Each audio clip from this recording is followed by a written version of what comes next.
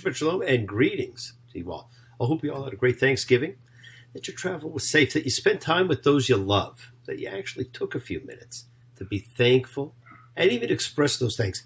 Thinking, speaking, acting, the three stages that let others know how you feel, even if that only other is God or whoever you happen to believe in.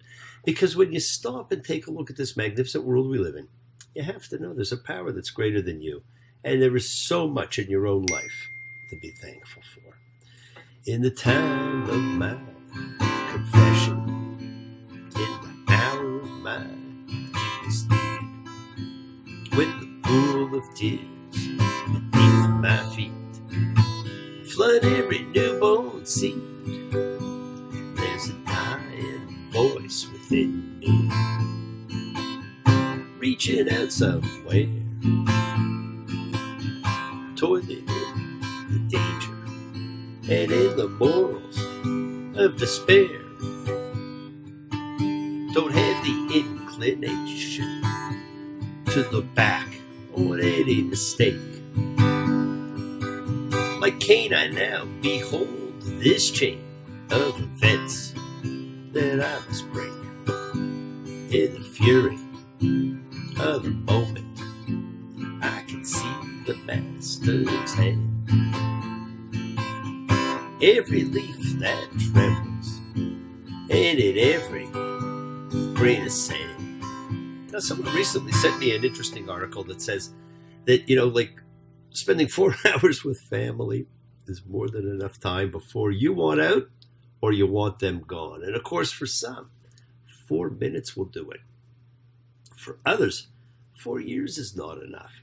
Whichever category you fit in, you can learn from. But holidays, my friends, make a wonderful opportunity for family reconnection. So if you didn't get to do it over the Thanksgiving weekend, do it now. There's you don't need a special event. There's no place like home for the holidays. 'Cause no matter how far away you roam, when you pine for the sunshine of a friendly gaze, for the holidays, you can't beat home sweet home. And you know what? You can't beat home sweet home. But if you have no family to spend time with, put on the Hallmark Channel. Soon enough, you will have your fill. And remember, we're a family. We can all gather and come together to celebrate all the wonderful things of life. Our group of like-minded, like-souled fellows seeking unification of spirit, not in a religious vein, but as kind, caring human beings, exhibiting the collective consciousness of seekers who come together in a showing of faith, of love, a community, a chavura, fellowship, expressing our nature of kindness, compassion, thoughts, feelings, hopes, dreams, and wishes that unites all of us. This community house of spirit, Beth Ruch. So once again, my friends, go ahead and invite everybody you know, physically, psychically, emotionally, or spiritually, to gather and share. From Psalm 133, the Hine Matov, come together. Hine Shevet Achim Gam Ya. Hine Matov Shevet Achim Gam Ya. How good, how pleasant it is, brothers and sisters together. Community.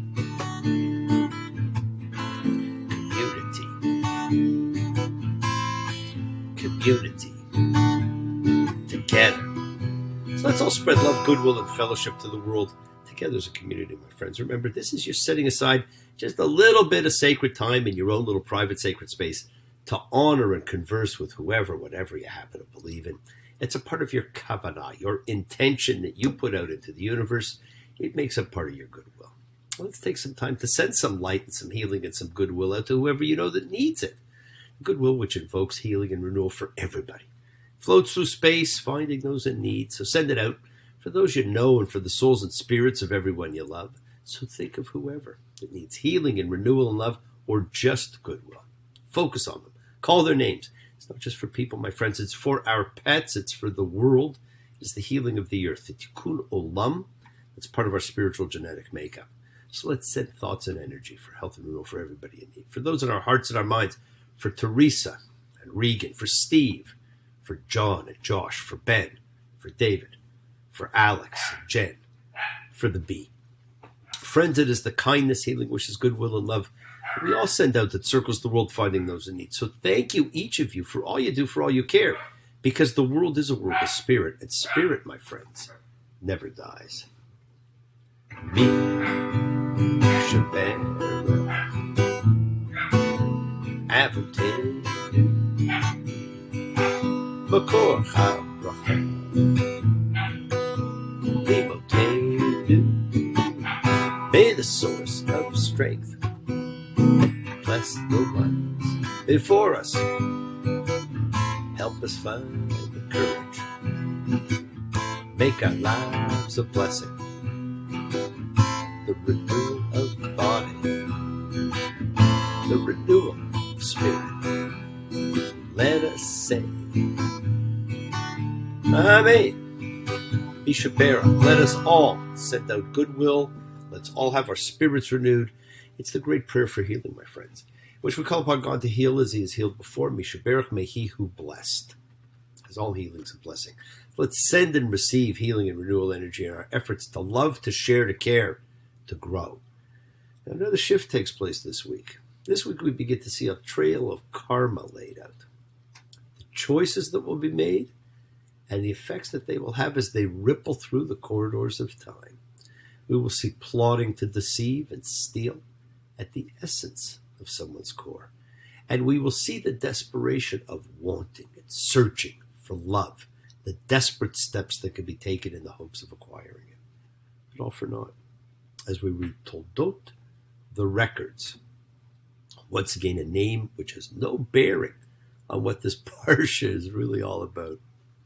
We learn about the concept of older and younger. We learn about the secret nature of brothers and how their relationships can play out. Oh, Daniel, my brother, you are older than me. Do you still feel the pain of the scars that won't heal? Your eyes have died, and you see more than I. Daniel, you're a star in the face of the sky. We see the pain. We see the scars. We see a family that's torn apart through deceit, as Rebekah's plan and Jacob's actions cause deep hurts. And we see the seeds sown for the greatest gift of all, the power of the forgiveness mechanism. Friends, this week we begin the story of the most famous twins in the Bible, and possibly in all of literature, in a relationship many still see being played out as we meet Esau and Jacob. Abraham is dead, and we saw his son Isaac get married. Isaac's life is completely different from his father Abraham's and his son Jacob's. Unlike them, he never leaves the promised land. He never fights. As far as we know, he has only one wife. His name is not changed. He's pictured going to meditate. He lives the longest. There are fewer stories about him. He is relatively seen as a passive figure, acted on by his father and his wife and his son. His difference is striking, and possibly it's because he was once laid on an altar as a sacrifice to God, and even though the sacrifice is not consummated, his life became consecrated, and his life was distinct from that moment on. Friends, the actions that parents take regarding their children impact on their children's lives ever after. Isaac marries Rebekah at 40, Genesis 25:20. And Isaac was 40 years old when he took Rebekah as a wife. Here we are now, 20 years later. And Isaac prayed to the Lord for his wife because she was infertile. The Lord was prevailed upon him, and his wife Rebekah became pregnant. So Rebekah gets pregnant and feels a battle within her. So she goes to God to ask about it. Genesis 25:23. And the Lord said to her, 2 nations are in your womb. 2 peoples will be dispersed from your insides, and 1 people will be mightier than the other people, and the older, the younger will serve. Now, people have usually taken this to mean that God's telling Rebekah that her younger son, Jacob, will dominate her older one, Esau. Because of that, some have thought, therefore, that Rebekah's not really manipulating the succession when she sends Jacob to pose as Esau. No, to them she's simply fulfilling God's will, and therefore the decision of who was number one son is still God's. Well, this understanding is based on a misunderstanding of the subtle, beautifully ambiguous biblical wording, because the text does not in fact say that the elder son will serve the younger son. Biblical Hebrew. The subject may either precede or follow the verb, and the object likewise may either precede or follow the verb. And now that you understand that, what that means is that sometimes it's actually impossible to tell which word in a biblical verse is the subject and which is the object, especially if the verse is in poetry. Well, sure enough, that is the case in this oracle to Rebekah, which is in ancient biblical poetry. And so it can mean the elder will serve the younger, but it can equally mean the elder, the younger will serve. Now, like the Delphic oracles in Greece, this prediction contains two complete opposite meanings. And the person who receives it, Rebekah, can hear whatever she wants, consciously or subconsciously, to hear. So it could be understood to mean that Jacob will serve Esau or that Esau will serve Jacob. Genesis 25:25. And the first came out all ruddy, like a hairy robe, and they called his name Esau. After that, his brother came out, and his hand was holding Esau's heel, and he called his name Jacob. And Isaac was 60 years old at their birth, and the boys grew up, and Esau was a man who knew hunting, man of the field. Jacob was a simple man, living in tents. You can just feel the karma forming. Numerous attempts have been made to denigrate Esau in Midrash, and even in current biblical interpretation. It's simply not justified according to the text itself. But the motive is understandable. Jacob's behavior in the matters of the birthright and the blessing is an embarrassment and has to be made sense of. Moreover, Jacob suffers some corresponding recompense for every deception he commits, as do Laban, Rachel, Reuben, Simeon, Levi, Judah, and Joseph's brothers. The lesson is not only that people are not perfect, but that acts of deception can fester in a family and that they have consequences. We see the karma build. Now, those who try to excuse Jacob and turn Esau into a villain are hiding these essential lessons in the Torah. Genesis 25:28.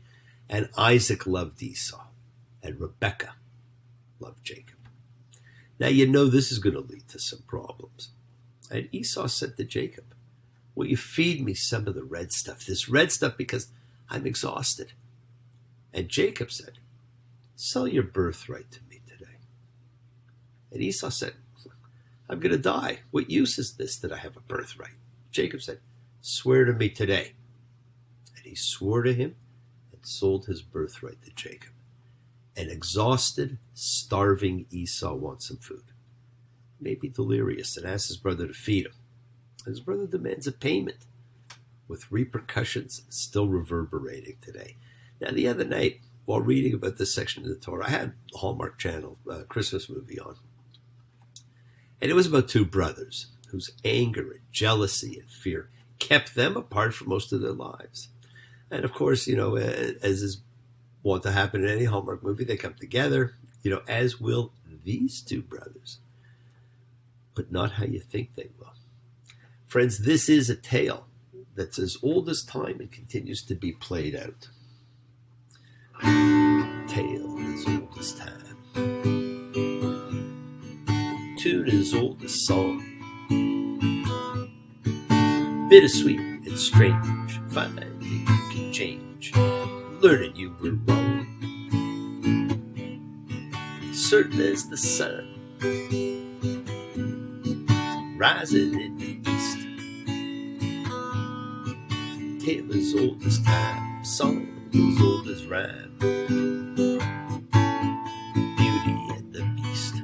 Now, which is which, friends? Which of these two is the beauty? Which of these two is the beast?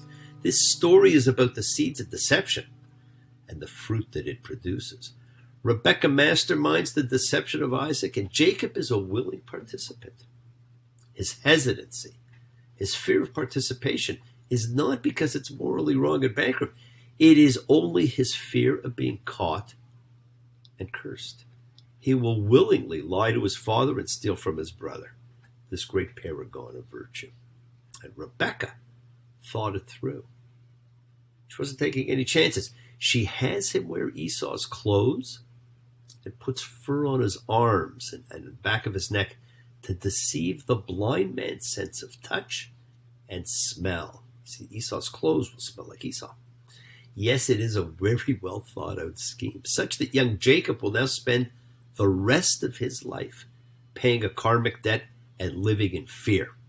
And he will instill that same sense of fear in his children. But the twist, when we teach it, is we try and turn this around. We try and make it that Jacob's, the good guy and Esau's the bad guy. And you know what? If you repeat something enough, it becomes true. And that's known as the illusion of truth. Repetition makes a fact seem truer, regardless of whether it is or not. One of the greatest questions in the Bible is asked in this parsha, Genesis 27:18. And he came to his father and he said, "My father." And he said, "I'm here. Who are you, my son?" Isn't that the ultimate question? Who are you? Do you know who you are? Are you who you say you are? Yes, the world is sacred. So is everything in it. Express your gratitude, light a candle, make a wish, celebrate your life and the lives of those you love. Share your feelings with them. Live free, be free, honor your freedom, be well, be happy, be blessed, my friends.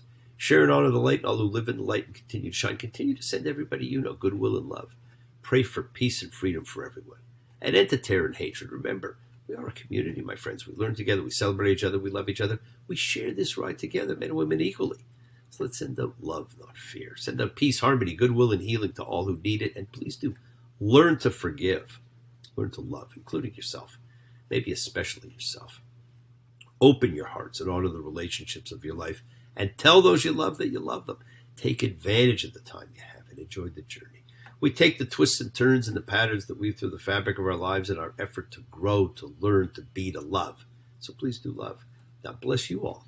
A fantastic week. A week of love and light, a week of peace, a week of miracles. Examine your intentions and use them to imprint your will on the universe.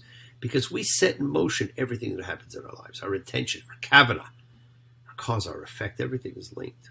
As I've said, you always have time to forgive and to be forgiven. You have the knowledge of what's good and bad, so acknowledge what you've done wrong to yourself, to God, and to any person you've wronged. Ask for forgiveness, but do so with sincerity, with accountability, with vulnerability. Forgive those you've hurt as you learn to be forgiving and compassionate, because the secret of forgiveness, compassion, and peace, my friends, is in acceptance. Can you accept yourself, other people in the world as they are? Can you accept life as it is without trying to control it? If you can, you can experience the peace that acceptance brings. So do not stop your journey. Do not stop moving towards your promised land, your home. Keep on dreaming. Keep on being, keep sharing, keep shining, keep teaching, keep spreading joy and goodwill. And do not follow fear. Follow love. It's always in front of you. And remember to have faith and unwavering adherence to principle. I have faith in the principle of love, all of you. Act with purity of heart and mind. Despise none, defraud none, hate none, cherish all. Honor every child of God, every creature of the earth. May all people know peace in this year. May you nurture kindness and love everywhere you go. So work to be present in the body. Expand the heart, quiet the mind, because the deepest source of real power lies in consciousness and your ability to be mindful, to be aware, to be present in all of life's circumstances. Make the most of your time in life. Continue to touch and transform lives around you because you're never alone. You're forever blessed and have the ability to bring blessings to everybody you meet. Health, love, renewal to everybody you come across. We're all energy, and energy cannot be destroyed. It can only be transformed. Your words are your power to transform, to love, to bless. Be generous with them, bless others, and bless yourself. Love with the heart, because we're all part of a greater whole. Embrace love, not fear, forgiveness, not anger, and be there for someone, because someone will always be there for you whether you know it or not. Continue to explore faith and belief and see what they mean to you, and never accept shame as a natural state. Whatever you feel others have felt, whatever you've experienced others have too. We share together, we learn together, we help each other. We are each of us trying to find love and acceptance and support. We all have or could have that special someone in our lives, so find them. Tell them what they mean, and remember, you're never alone on your journey to your promised land. Watch your words. They hurt you, they heal you, they imprison you, and they free you. Keep forgiving those you need to forgive and asking forgiveness from those you need to ask forgiveness of. And listen to the voice of God. As he, she, it talks to you, as they always do. And please spend some time with family. It's the same everywhere, in all societies, in all families. Because you know what? It is a small world, after all. It's a world of laughter, a world of tears. It's a world of hopes and a world of fears. There's so much that we share that it's time that we're aware. It's a small world, after all. It's a small world, after all. It's a small world, after all. It's a small world, after all. It's a small world. There's just one moon and one golden sun and a smile that's friendship too. Everyone, though the mountains divide and the oceans are wide, it's a small world, after all. And friends, it is a small world. Now, thank you all for joining me, and I will see you all soon. Shabbat shalom and blessings to you all. Take care. Bye.